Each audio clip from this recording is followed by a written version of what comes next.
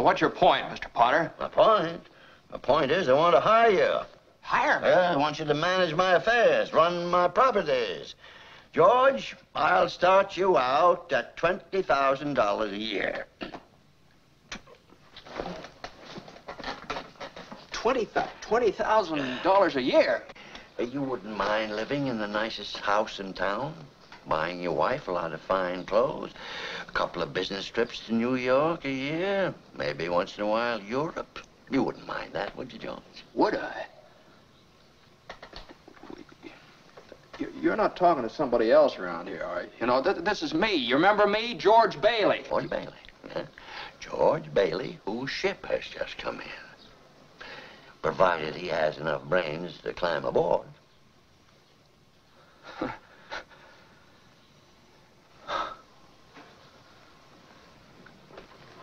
Holy mackerel.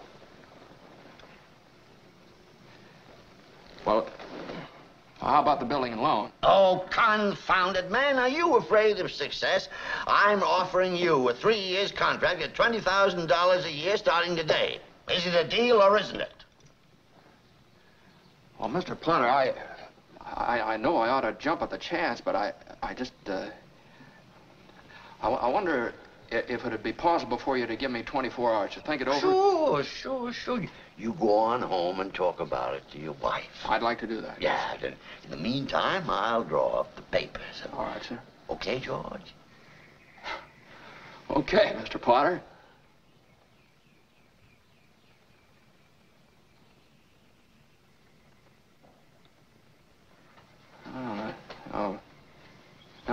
No, wait a minute here. Wait a minute. I don't need 24 hours. I don't have to talk to anybody. I know right now. And the answer's no. Doggone it. You sit around here and you spin your little webs and you think the whole world revolves around you and your money. Well, it doesn't, Mr. Potter. In the whole vast configuration of things, I'd say you were nothing but a scurvy little spider. And that goes for you, too. And it goes for you, too. It had been a golden afternoon, and I remember having the familiar conviction that life was beginning over again with the summer and summer. There's a balance, for sure, but, you know, it's embracing that seasonality of you don't have to put something out every day. And the tools have made it so we can. Yeah. To a certain extent. And so I wonder, like, how universal is the creator's sort of impatience and feeling like, I want to get this done, I want to get it out there, and the battle between those feelings and I can't pull the cake out early because it's not going to be a cake, like it's going to be a mess. Like I need to wait till it's perfect. And that's what I was trying to get at, is kind of, because I think I take one end of that. Yeah. And then you're in this. I don't mean this in any bad way, but you've taken the opposite end, where your cycle is like 7 days. Right. My production cycle is like ridiculous, and you know, where is the balance? And part of the reason my production cycle is ridiculous is because I don't think sometimes you give yourself too much freedom, and then it's hard to really dial in and get the thing done. Well, I think your content too, for some of those more in-depth videos, they have more depth. There's more meaning. There's more research that's needed. Some of my stuff is just a tutorial on how to use storylines in Final Cut. Like it's pretty cut and dry, and there's not a lot of room to be, and not that you're this way, but to be precious or to be concerned about it being perfect, or sort of like, having it just right. I did my due diligence. I quality checked it, all that stuff. It's much quicker, more consumable. It's the actual structure of the video is relatively repeatable as far as introducing it, showing what it is, picture-in-picture, screen recording. Hey, everyone, thanks for watching. Until next time, keep chopping that broccoli. Keep chopping out. And then out. Versus like the film convert video that was 33 minutes long, and it took me, a month. 5 weeks to 5 weeks or whatever after we shot it. After we shot it. And, laboring a little bit more over the story beats or like, could I make this more dramatic? But still, though, to your point, feeling, got to get this out. Yeah. I got to go. Because now this is like holding up Yeah. that Well, cycle. and part of that was the brand commitment that you had on the back end. But Right. I definitely, this is the great question. How much time do you spend on something? How much time do you spend on a piece? When you're working on a piece of work, I think that I just like using the term work because I think of it as work in like a beautiful way. But you want to know what one of the biggest factors is for me in my feelings of urgency with my release cycle and getting stuff out there?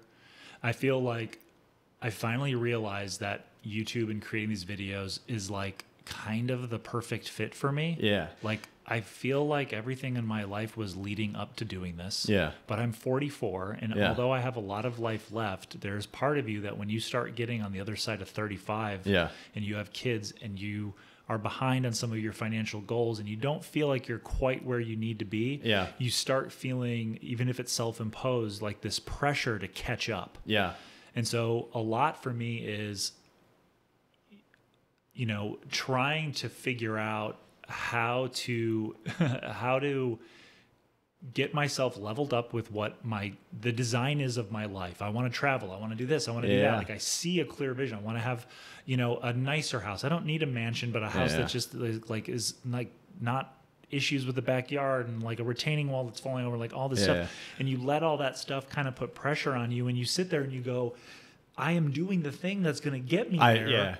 So if I increase volume, turnout, all that stuff. Every video you put out's a chip in that. Right. It's one step closer to those results. But on the flip side, sometimes you pull back and you sit there and go, but if I'm not making sure the quality is good, if I am just turning and burning these things and not paying attention to what my audience is reacting to, just getting a video out to get a video out, are you actually going slower than if you released videos less frequently? 10 years. And that video, because of something about it that you waited for the cake to bake and you had, that video is going to do better because people are going to feel that. They're going to sense that attention to detail or whatever it is that gives it that different feeling than, okay, another tutorial. Let's get this video out. Let's go.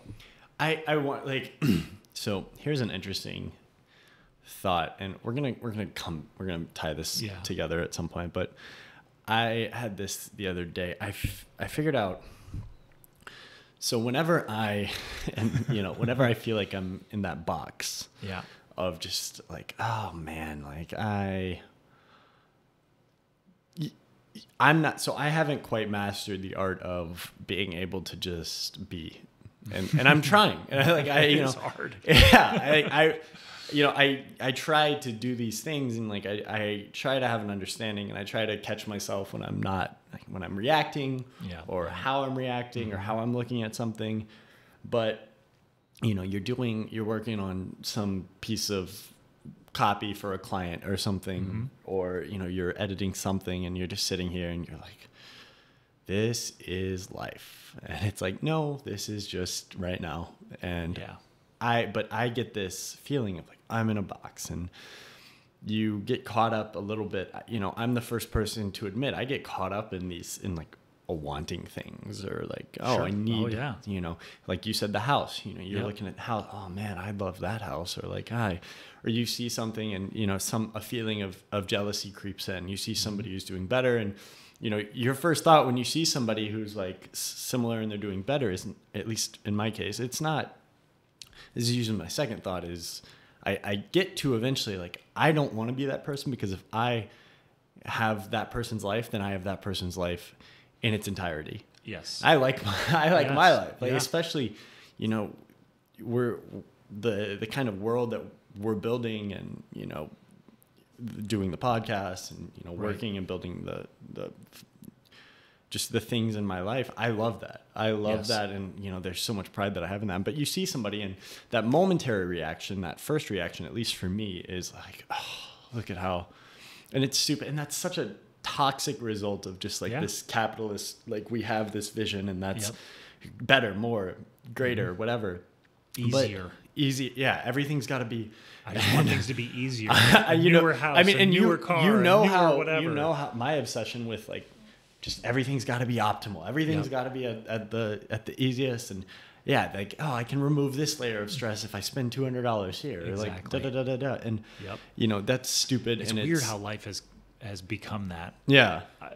Yeah. And I try to fight back, and eventually I hope I can get to the point where I'm able to kind of step out of that self-image and just be. Mm-hmm. And I think the work is better when you can do that. I think every aspect of your life improves a little bit, but I'll get caught up in that, and I'll see, oh man, I wish I was making more. I wish I had a nicer house. I wish this or that. And the first thing I tend to do, it's not like I go and I sit down and I'm like, okay, I'm working on this script. I'm working on this story. I've got this photo project. It's not like I go dive into that. Right, these things that probably actually will long-term move the needle. Yep. But I go for the easy fix. You know what I do? Yeah. I check YouTube analytics. Yep. And, it's something stupid like that. And I go check that, and I'm like, because for some reason, when they lay it out, and they know this, they understand this psychologically, they're doing this on purpose, but for some reason, when they lay it out, it's just such a clear, there's no ceiling to it. Yep. You're like, this could, and I wonder, like, do you think you fall for that a little bit? No, I don't look at that stuff at all. But do you, not in that way, but like, do you see, like, I almost think, like, YouTube represents this thing, and they've built this incentive structure, which I don't necessarily agree with, because I think it is dangerous. I think the move is probably to go into, okay, I need to just, like, I feel like I can't, I feel like I wish I had this, I wish I had that. Then channel that. Understand that that's probably not a good feeling to have. Mm-hmm. And, as long as you can kind of do the self, as long as you can kind of look at how that's affecting you, you can do the do the work there. Oh shit, the angle's gone. The angle's gone. I think it's okay. Yeah, it's fine. As long as you can do that work, the self-reflection, and move. Keep that in, by the way. Yeah, for sure.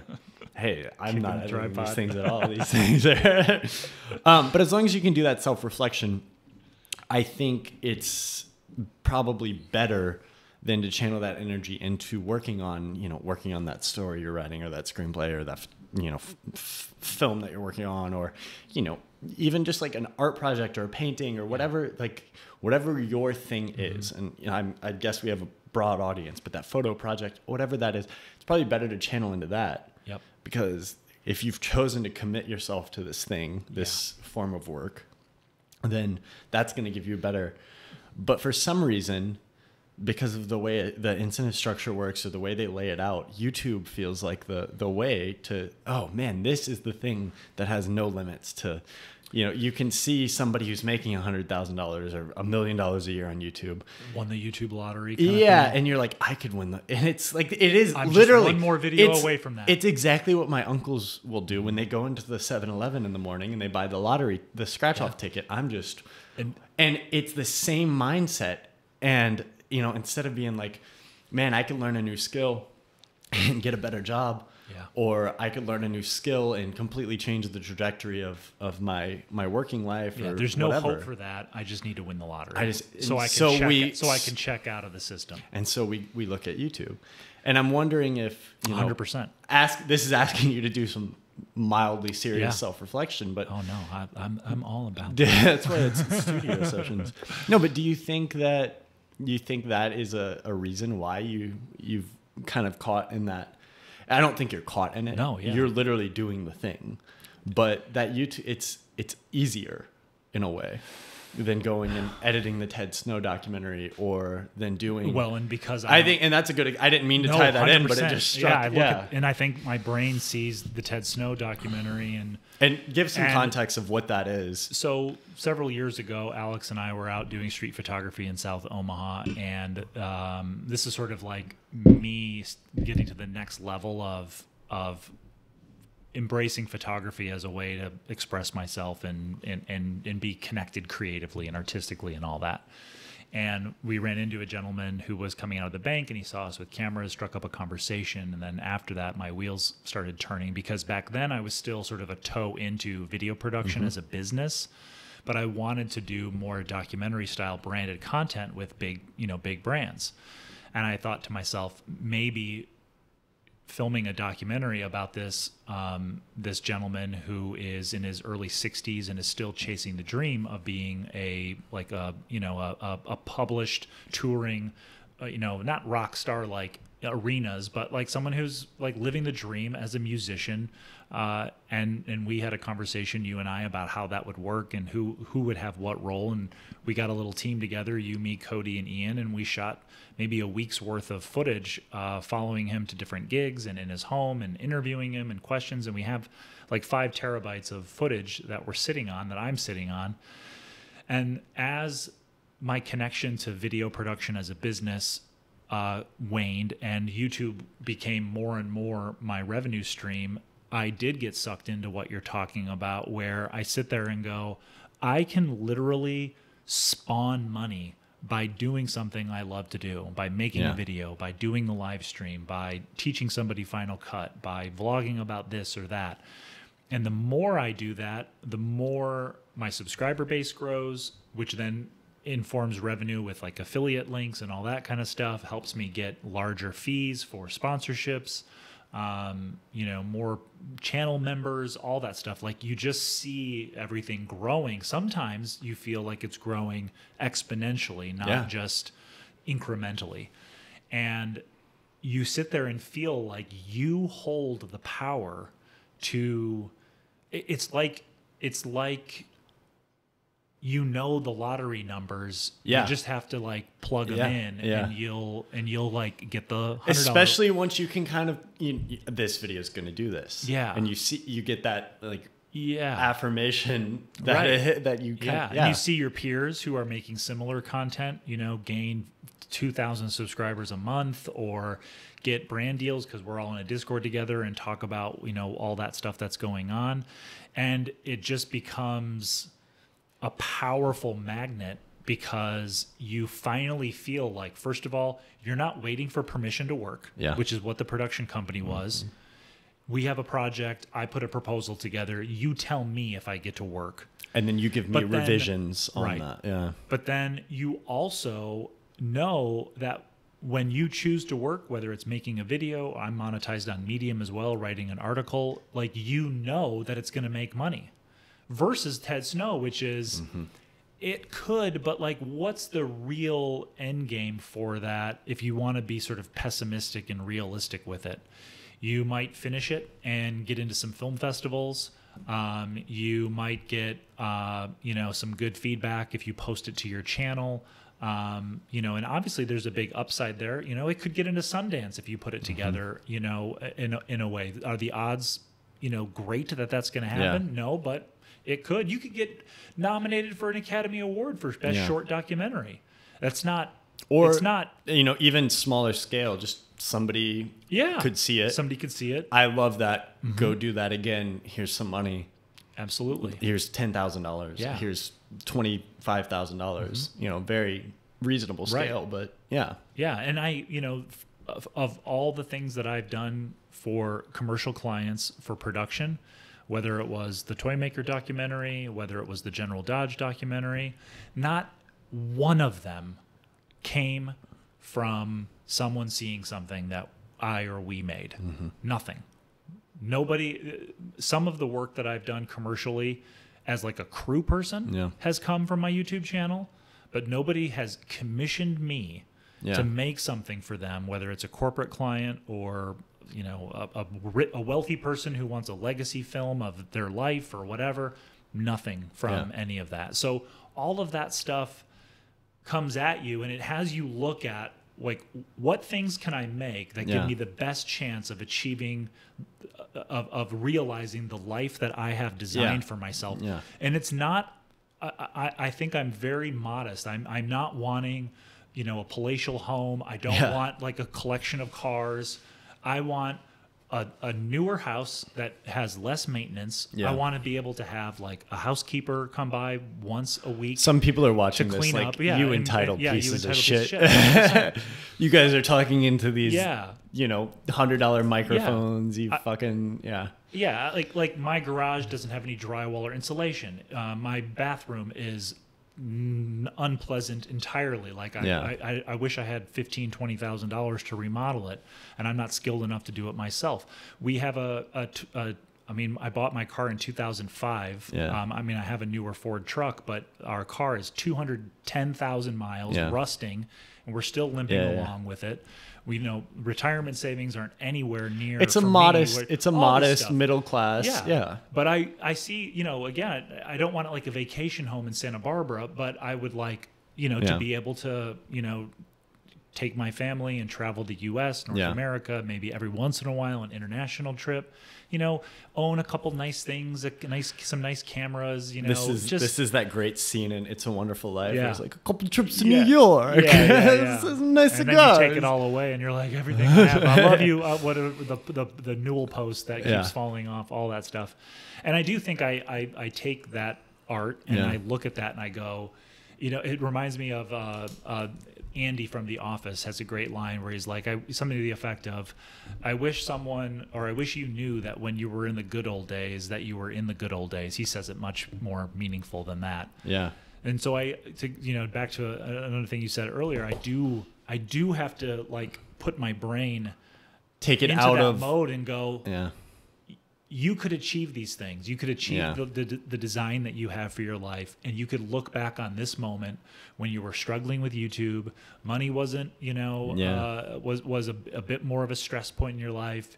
Whatever, you had your old house, and you could sit there and say, man, it was so much easier back then. Even though it was a struggle, there was something to it. There was a sense of being alive, the struggle, the volatility of it, the unknown. Well, it's interesting. It's such an interesting tie into what we talked about last week. We talked about like the Hunter Thompson situation, or just the artist situation of becoming, you know, the work changes once you reach a certain level of status.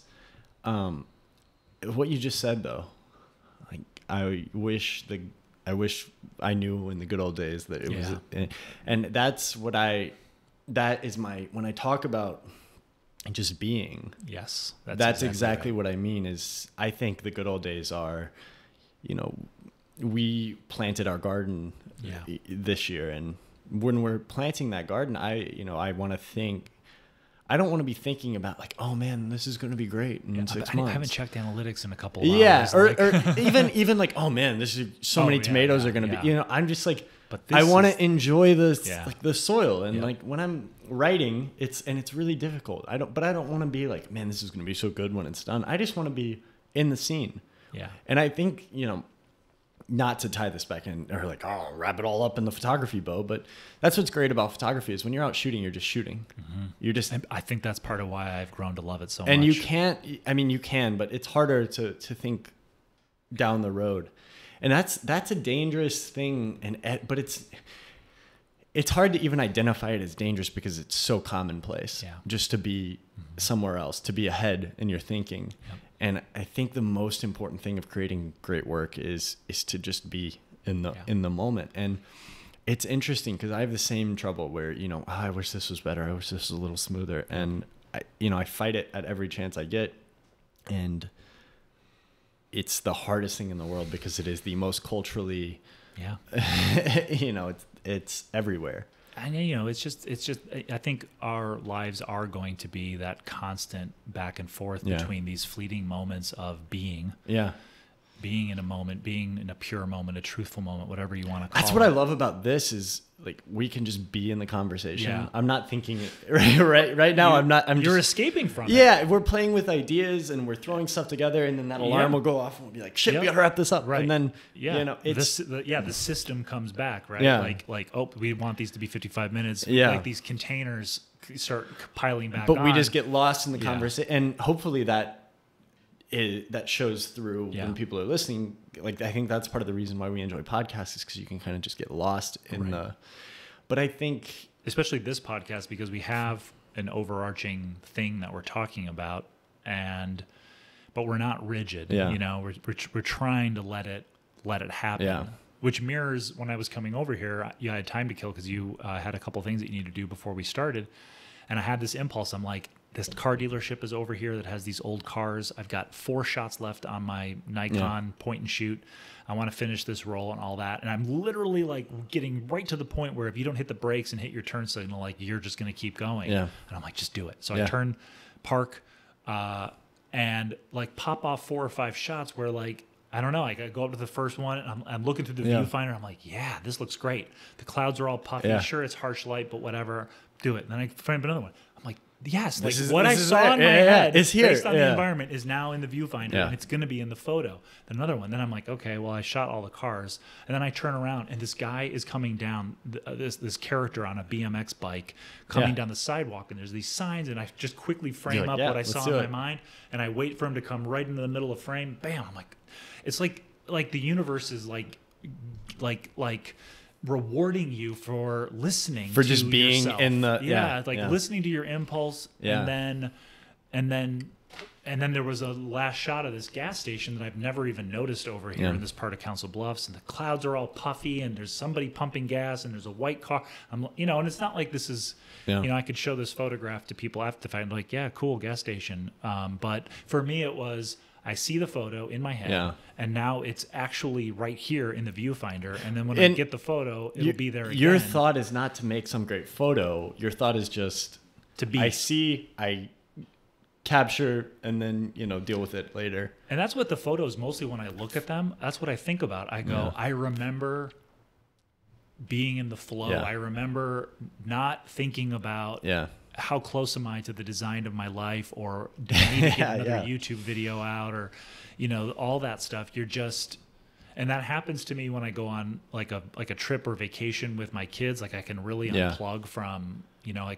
I literally unplug from thinking about YouTube. Or Well, you had making such a money good, or whatever. the metaphor from a couple of episodes ago where you let things happen. Yes, You just kind of, you didn't get to do what you wanted to do, but you just kind of let things unfold, and it turned out brilliantly. Yeah, surrendering. Yeah, I think it's just such an important thing to realize, just to take stock every once in a while and be like, man, everything's great.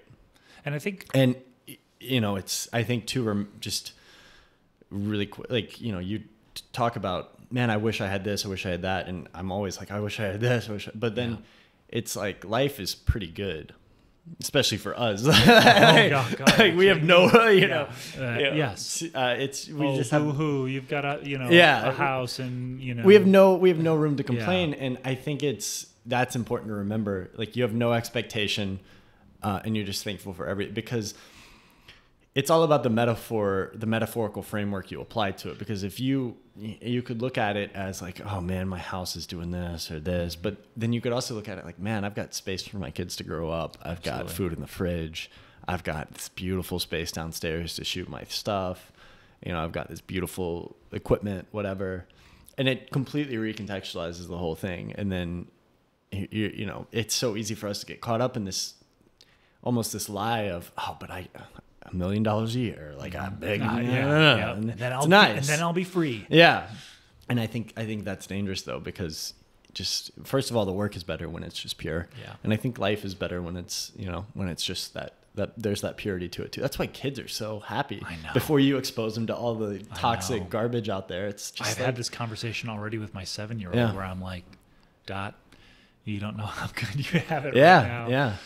Like I know you want to be an adult, and you want to be able to feel like you can do whatever you want when you want. I know you're contained right now, but you don't want to be thinking about or dealing with the things that we deal with as adults. I mean, and I think even that, like, I used to hear that from my parents, and I agree with that. But I think also we gotta, you approach it from the idea of how can we be more like them?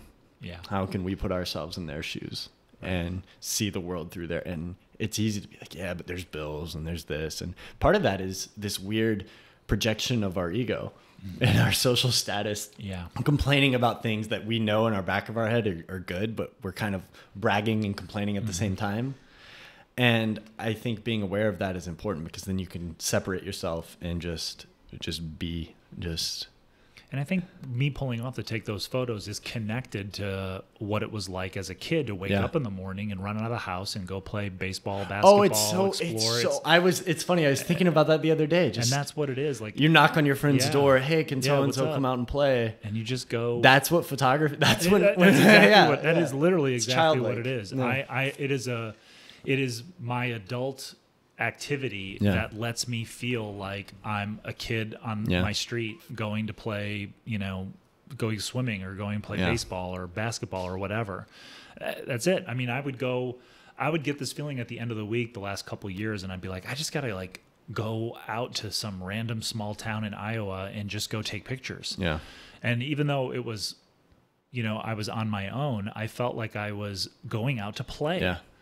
And, having community, of course, especially in Omaha, whether it's you or Cody, Ian, Michael Rabin, these different people that a DJ that I feel like I can call. Like it's an amazing thing to feel like I can call. Yeah. Like 4 to 5 people and go, do you want to grab coffee? Do you want to go see Oppenheimer? Do you want to go play golf? Do you want to... You just dated this podcast. Damn it. Like all the viewers just tuned out because they're listening to it 3 years from now. Oppenheimer, that ancient movie. That aged poorly. No one's got a new one coming out. Jeez.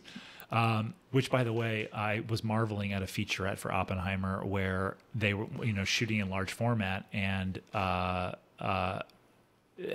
Kodak. There was no black and white 70 millimeter film. Yeah. It didn't exist, so Kodak just made it. Yeah. What? Well, let's not go down that. But we're not going to go down that rabbit hole. But there's an argument that Nolan's productions have. Say what you want about anything about him, but there is an argument that he's the reason that film is still around because he's an insider at that level that made a financial. Unfortunate. Everything's driven by financial incentive. Yeah. He created an incentive to keep it around. Yeah. And so, you got to be, anybody who shoots film, got to be thankful for that. Yep. So I love the childlike thing, and I want to bring it in before we wrap to a more practical thing. So that childlike notion, and we talked about the It's a Wonderful Life scene, and I'm probably going to start the pod with with that clip, because that's, this is probably why I saw that. We used to watch that every year. So I've seen that movie. I've seen it every year of my life since I was 7. I look forward to watching it at the end of the year because to me it's a refresher on what's really important. That scene is burned into my head of, a couple trips to New York, a couple nice cigars, some dresses for your wife. And that's my eternal struggle. Yeah. I think is that scene. Yep. It's, and this generation is different because it used to be your generation is you're a sellout if you it's Nirvana, it's grunge, it's you're a sellout if you join the man, and our generation is like get your bag, get your money, and I'm just I'm like just torn in between those two ideologies. And and It's a Wonderful Life spawned an entire subgenre of movies, and there aren't a lot of them, but it's like the glimpse movie. Yeah. You get a glimpse of what your life what your life would be. Really, such a good metaphor for this whole conversation. So a nice double feature for It's a Wonderful Life is I think 80s or early 90s movie called Mr. Destiny with James Belushi. Gotcha. Yeah. And he is married to the character played by Linda Hamilton, lives in a nice little modest house, but laments that he didn't have a career in baseball. He missed the game-winning pitch instead of hitting it, and he wonders, what would my life be like had I hit that pitch? Yeah. And so Michael Caine, Christopher Nolan, full circle, gives him a glimpse of this is what your life would be like had you hit that pitch. And obviously off the bat. Yeah. Pun intended. Yeah. It looks great. Big house, mansion. He's married to a different woman played by Renee Russo, who was like his, big crush as a kid, all that stuff. And, movies, of course, wrap all these feelings that we're talking about into a pretty little bow. And, it's ultimately the life that he had that was the best life. Yeah. Well, Family Man with Nicolas Cage, another movie. It fits into that idea of, you can look at somebody and the first feeling is that jealousy. Yep. And you have to look and be like, do I really? And I'm sure for some people out there, there's never anything that applies to all people. Yeah. For some people, I'm sure the answer is, yes, of course. Right. I will take everything about their life. Mm-hmm. But for most people, I would argue that it's probably, the answer is probably, I like my life. I like some aspects. But so just tying this together to make it a little bit more tangible, a little more practical, we wanted to talk about kind of the, controlling the stack, things like that. So like, I want to, we've talked about this idea of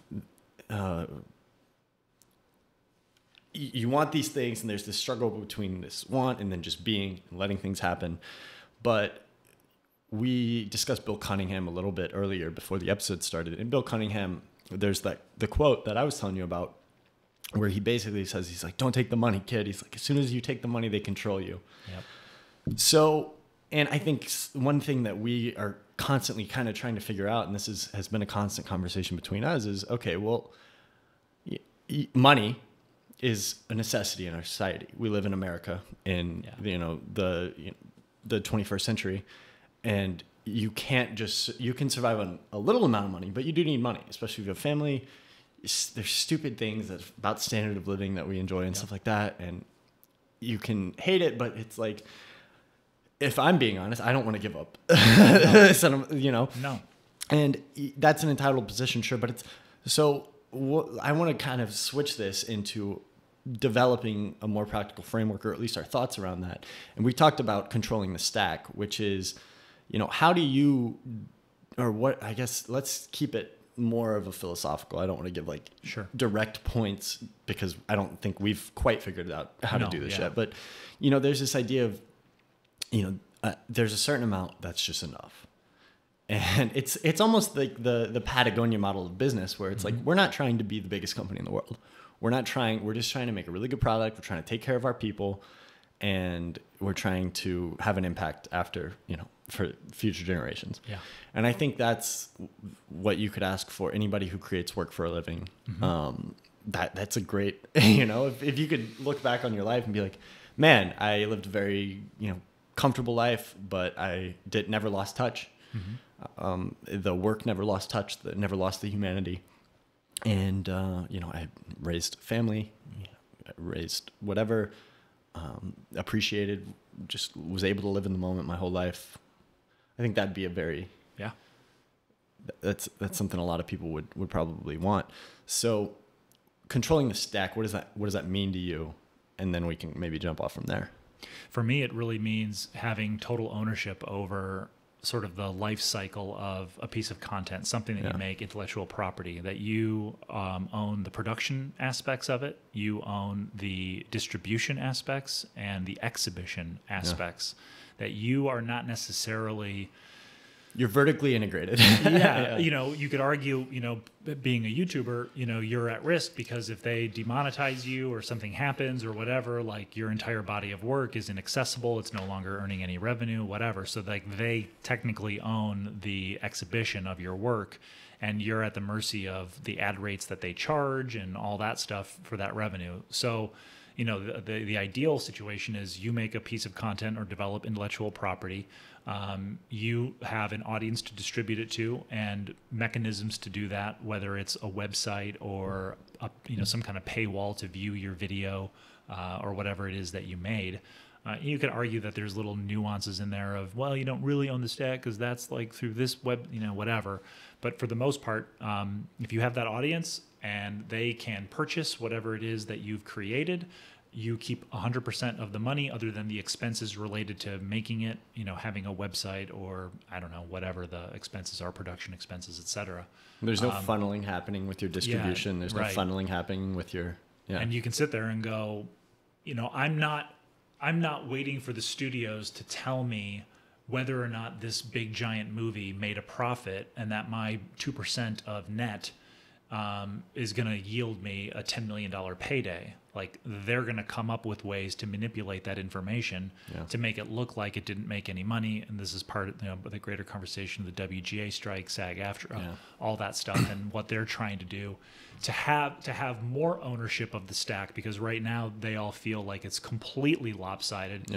And with the advent of streaming, that especially owning the stack with Netflix and the different streamers. Well, there's no royalties anymore. There's no... Well, and they've manipulated what the definition of a television show is. is. And so the contracts were signed when streaming was sort of, we hadn't really figured it out, but now it's really established, and the actors and the writers want more of a piece of that. But of course, the streamers don't want to give it up.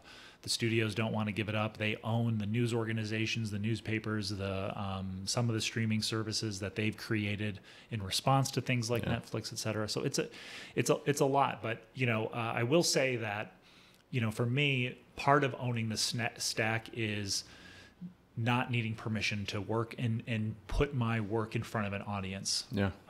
And the fact that I can sit there and go, I have all the production tools necessary to create a piece of content. I can distribute that content to my audience in a number of different ways, and exhibit that content on YouTube or whatever, and it can translate into revenue that I feel like I have a good amount of ownership over. Yeah. Forgive me if I'm not sort of like nailing the exact meaning of exhibition and distribution and all that stuff, but just in a big picture look at it, that's what I'm talking about. And this comes out of having tried to break into Hollywood as a screenwriter and writing stuff for free from companies that are making millions of dollars a year off of their intellectual property that they've developed with other screenwriters. It's just a given that you're going to write for years for free until you finally get that script that sells, and then you'll be able to start making money. But then you've got to sell more stuff to get your quote up and all this stuff. And I just didn't like feeling like there were these like real, and I don't know if that's me being whiny and entitled, that I didn't like that there were gatekeepers that said, hey, if your stuff's not up to snuff or a quality or commercial enough or whatever it is that we care about, we're just going to say no, and the work that you're doing isn't going to get in front of anybody. The problem when you introduce those people, there's conflict of interest. Yeah. There's financial incentives to do certain things. There's just orthodoxies that are kind of built into hierarchical structures that it's hard to really innovate or do anything different than what's been proven. Especially now, we live in an age of computer modeling where everything's this is the way to do it. Yeah, they can plug a script into a model and say whether or not it's gonna have ROI or what the big concerns are budget wise, this or that.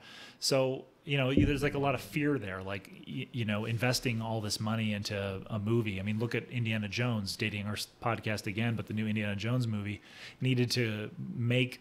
You mean that Indiana Jones movie that came out in 2023, right? Yeah. That's the one. Needs to make $300 million just to break even. Like it's ridiculous, and that's a known franchise with a A-list star, all that stuff that seems like a sure thing, and it's performing not as hoped.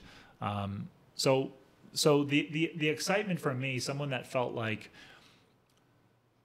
I had ideas but couldn't make them because of production, a camera and all that stuff. The stuff's expensive, but now, I mean, we're recording this with flip cameras. Anything goes. Anything goes, and you can really make something. I mean, the investment that we've made beyond our time to create this, is relatively low for sure. For what could have the potential of building an audience, generating revenue, all of that stuff. And then also just being personally fulfilling to have these conversations that we have anyway, and turning them into a piece of content. So that's what, to wrap everything up, that's really what YouTube specifically has done for me. Is it's really empowered me to take what I see in my mind, whether it's a video, photography, whatever, and then bring it in front of an audience to try to earn revenue and earn a full-time living, waking up doing exactly what I want to do every day. I sat there and got a membership video done today and did a live stream, and I'm on cloud nine when it's done, because I'm sitting there going, I made something and got it out there and connected with my audience and my community. I brought my buddy Dylan on to my live stream, and we talked about him in his 3-year anniversary with YouTube, all that stuff. And it's just, I just love it. I have had jobs. I worked at a factory in high school. I worked in a cubicle before I went to grad school, and they literally drained my soul. And all I could think about was, what can I do to earn a living doing what I love to do every day. You used to think, I've got to win the lottery. I have to sell a screenplay because it's going to sell for $250,000 and I'll finally have some breathing room to just like focus on making what I want to make, not working at the Apple store in Pasadena to try to fill in the gaps between concert video content editing that I was doing. That was not moving me forward other than the revenue that allowed me to keep trying to write screenplays. It wasn't getting me closer to being a screenwriter in a very like direct way. Whereas, and just to bring this back, if I sit down and make a video, here's the thing. You are on the cusp. Alex is on the cusp of getting monetized on his YouTube channel. He is at 1,300. I don't know if I want it. He is at 1,366 public watch hours. Or sorry, 1,466 public watch hours. 30, we're way off. 3,900. Oh, 3,966 public watch hours, which puts him 34 public watch hours Matt just away. dating this podcast in every single way today. From getting monetized. And going back to what you talked about earlier, like, you know, you talked about going to the analytics and all that stuff. I believe very curious for you, knowing what we've talked about with your personality and some of the things that you struggle with, what that switch is going to do once you sit there and say to yourself, if I make this video, it will make money. Yeah. It's not if I make this video, it'll get me closer to monetize anymore. Now it's actual money that goes in your bank account. And I think part of it is like part of it is, you know, I've already thought that question. I'm like, well, this is great. Like I can take clips from the podcast and that can be my, you know, that'll be up there. Yeah. Because I mean, I know myself and I'm like a heroin addict. I'm like, yep. And I also know that, you know, as a human, I tend to default to the easiest option. Mm-hmm. And, you know, you can fight back against it, but you have that default. And, you know, I have things that I want to do that don't involve, you know, with the channel. I mean, I think like my channel is definitely more of a personal thing than like, and I'm not trying to be like your channel's not personal. It's just like your channel has more commercial viability 100%. While it's also completely personal, but you just happen to like have an interest that is more commercially viable. There are definitely times where I am motivated to make a video, even though no matter what, every video I make, I want to make it. Yeah.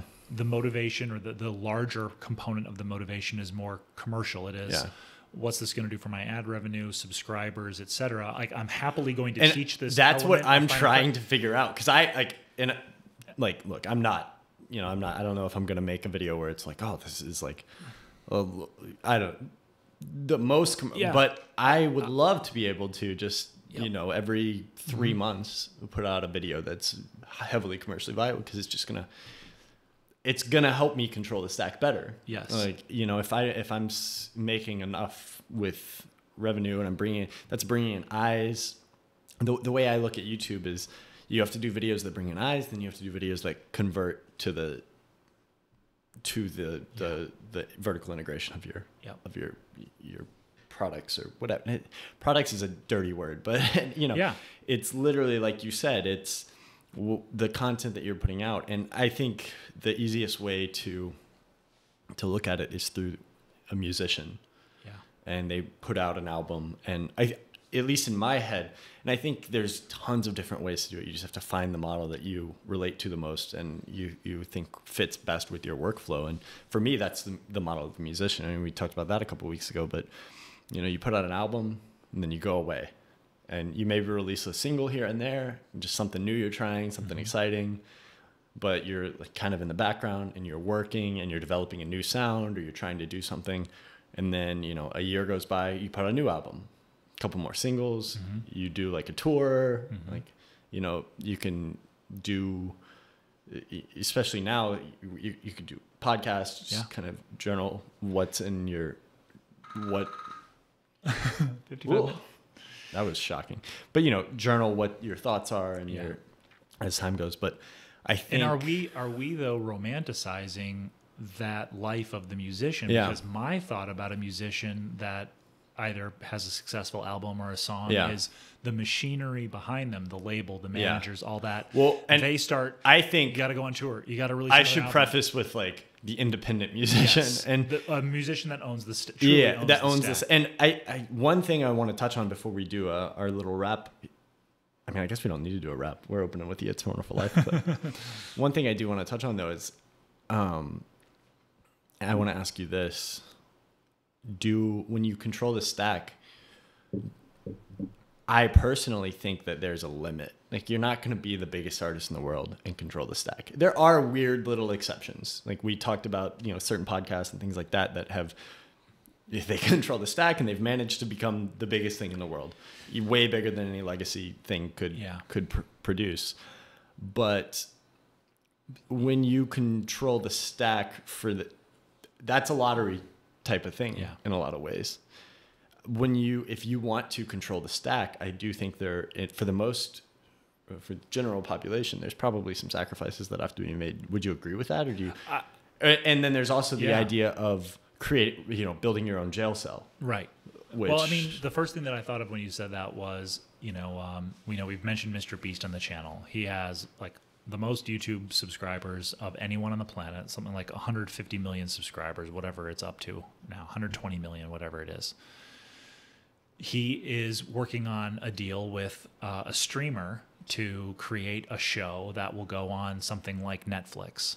And in an interview he had with Colin and Samir, he specifically says there are people on those platforms that don't watch YouTube.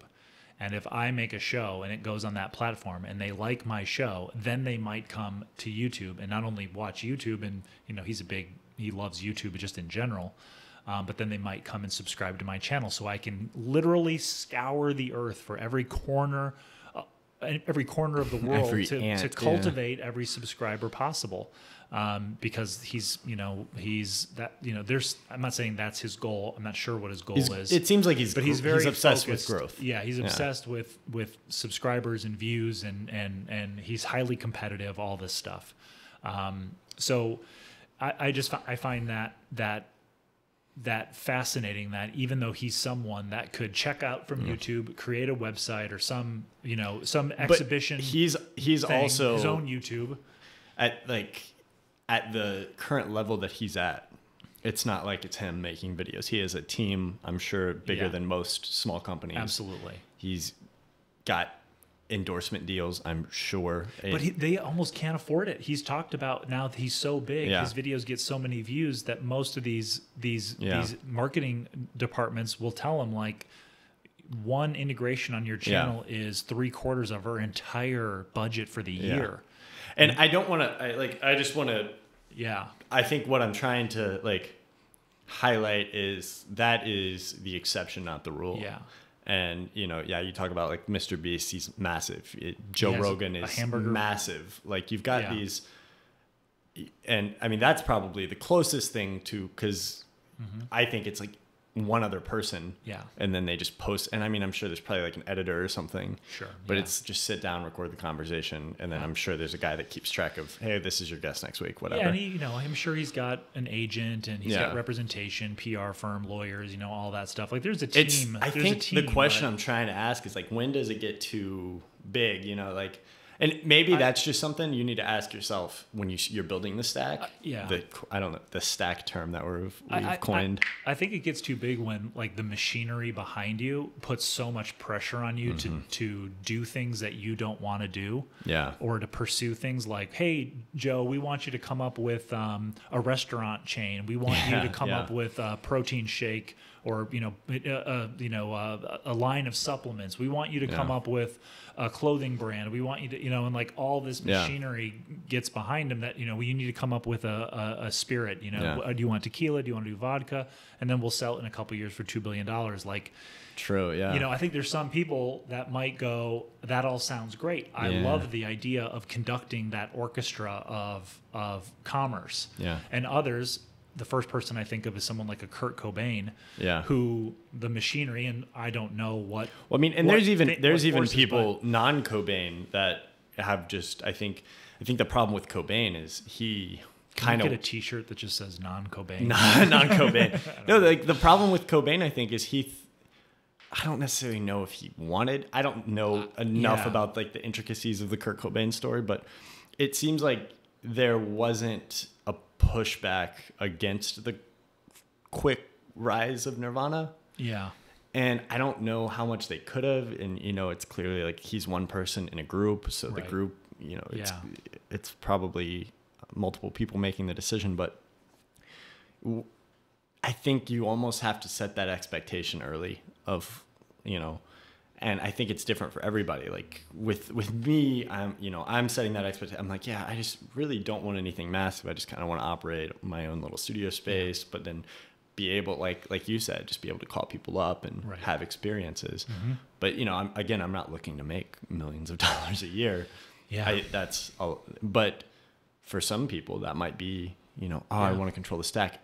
I want to make $100 million a year. And I want to have 50 employees and a whole thing. Like I enjoy, like that sounds good to me. I want to scale up. I think it's all about just setting that. And if you know for yourself that that's going to give you panic attacks, that's too much. If your PR person is telling you, you've got to go on this show, you got to do this podcast, you got to do this. And it's just like, this isn't what I got into this for. Like, I'm here to like make my stuff by in comparison to what you think my potential earnings are, I'm okay with this being modest and minimal. Yeah. And, you know, maybe a Casey Neistat thing. I'm sure his representation, all that's that a great example. Has wanted to push him into other areas to monetize. I mean, he completely controls his stack. And he controls his stack in the sense, I mean, technically, maybe not because YouTube distributes his stuff and he shares ad revenue, but you know, he does well enough. If he wanted to go, like, okay, everything's on CaseyNeistat.com now. Yeah. He would get a big enough conversion of people. And you know, it's not going to be his whole audience, but it's going to be enough people to sustain. If he literally said, hey, add me to your browser bar and add an event on your calendar where once a month you check, or sign up for an email. I mean, Casey doesn't even want anybody to edit his stuff. He also sees it more like, that's like having someone, that's like me writing the music and someone else playing it. Yeah. Like, he just does everything. I'm going to play it a certain way. Yeah. That is me expressing myself. And yes, someone else can play the notes and kind of do the cuts and do the thing, but it's not going to be me, and people are going to know that.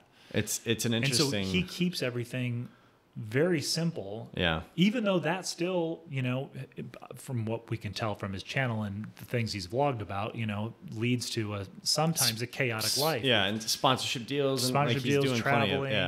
You know, he does a lot of speaking events. We gotta pull out of this before we go down another rabbit hole. But so really quick. How do we do? I don't even think we do that. What were we going to talk about? Sharing our work? Yeah. We'll get that. And So what do you just want to give us a 0 or like do you just want to make up a I think we can just make up a score at this point. We're just going to keep kicking the share our work can down the road. Yeah, this is our Ted Snow. Yeah, right. Do we I mean, what, like I don't know, you give us a rating. Last time it was 0.7 out of 3. These are just arbitrary at this point. It doesn't matter. What was the first half of it about? Like, cuz I'm trying to think like if there was So we talked about, you know, you brought it into owning the stack. What would we put as like the topic for the beginning? I mean, just like I think it's just, first of all, it's the mentality towards commerce. To me, it's like you know, it's not the destination, it's the journey. It's being versus chasing. Absolutely, it's being versus chasing. It's you know, understanding the relationship with money, understanding the relationship with wants, and I mean, we'll come up with some. AI generate some sick title, right? Reverse engineer it. So I mean, maybe I don't know. Let's give us like a. I'm just gonna start making them up. 1.3 out of 6. There you go. Fantastic. Yeah, I think the pat on the back that we give ourselves is, you know, of course we sit here and talk for 30 minutes or so leading up to when we hit record on the cameras. And then, you know, and this is what the whole thing is. Like this is what we would do. We would get together for coffee or hang out, talk about some surface stuff. You can go see this. Did you do this? My camera. Hey, let me tell you a story about the camera place I went to. And then it segues into a deeper conversation about whatever. And I'm interested to see. And that's, and to me, like the fact that we did that is embracing like the truth of how we work in conversation. You know, Well, we are going to have episodes where we say we are talking about sharing our work. Yeah. And it's like, that's what it starts off with. And I think we'll have episodes where they're and I'm interested to see how we'll get feedback. Right. We'll look at the analytics. Yeah. Right, Alex? It might be off-putting even. Like I'm sure there's people that are just, I can't listen to them ramble and go into incoherent. If they would just thought tunnels. like put together 3 topics and nail them. I always feel like podcasts. And maybe we will do that eventually. I don't know. Again, but we're talking, this is an episode, especially this is an episode about being there, about just feeling the grass or, experiencing the words. Truth, the orb and the center of the universe. I think that, it's kind of a perfect fit that we just rambled in a way, and we're listening to each other and we discovered responding. it in the moment versus coming in on rails, which my biggest complaint about podcasts that come in with like a topic or a series of topics they want to touch on is I feel like right when it's getting really good, they're like, oh, we got to get out of this. We got to leave. We're like over time on that segment. Like we got to wrap it up. I think I'm like, it's best when we can, I look at it like writing, you always want to leave something on the page. Yeah. And I think that's the way you do it. Yeah. Hopefully we get better too. I mean, I'd like to I don't know what that episode threshold is, but I'd like to look back at a certain point and be like, oh man, look at how much better we were. And I don't know what the answer is. If it is a little bit more of what this episode was, or an episode that's sort of more deliberately centered around a topic, and both of us are trying to funnel the conversation back to I don't want to get there inorganically though. I kind of want to work our way towards whatever because I think that we didn't create this as like we're gonna monetize this, we're gonna do all of this, like we literally just wanted to experience the feeling of making episodes. Yep. And releasing the episodes. And I think that's... And so much of what's going on in our lives right at this moment, I think, is what's best to inform what we talk about versus us sitting on our own with a notebook going, what are some interesting things we could talk about on the podcast? And although that could be something, if we're not coming up with something on any given day we could focus on, and you and I are surely going to come up with stuff to talk about, there's just something about... This doesn't feel like work. Whatever's going on in our lives is bubbling up, and then we are taking that, unpacking it, working through it, identifying with each other's experience, seeing where the overlap is, where the differences are. And I think that process certainly is valuable to me. I don't want this to be masturbatory and just for me, of course. And hopefully valuable to people who are listening. Yeah, and I mean, I think, we take feedback, we work it in, but at the same time, it's this doesn't feel like we're working, and that's the whole point. Once it feels like work, I think it's like that's when we need to revisit and be like, oh. So what episode is this? 5? 5 or 6. So I'd be curious for anybody in the comments to put down like, hey, I've listened to the first 4 episodes. Do we have comments on? Well, I guess on YouTube. the people that are watching on YouTube. Yeah, exactly. Yeah. So for those watching the video podcast, knowing what came before this one, if you happen to listen to them leading up, this one being a little bit more off the cuff and us going down a predestined rabbit hole, if you will. Is there something about an episode like this that feels better than one where we lead off with a topic that we're going to dive into? Yeah. I don't know. We'll see. I'd be curious too. I would be curious too. It had been a golden afternoon, and I remember having the familiar conviction that life was beginning over again with the summer.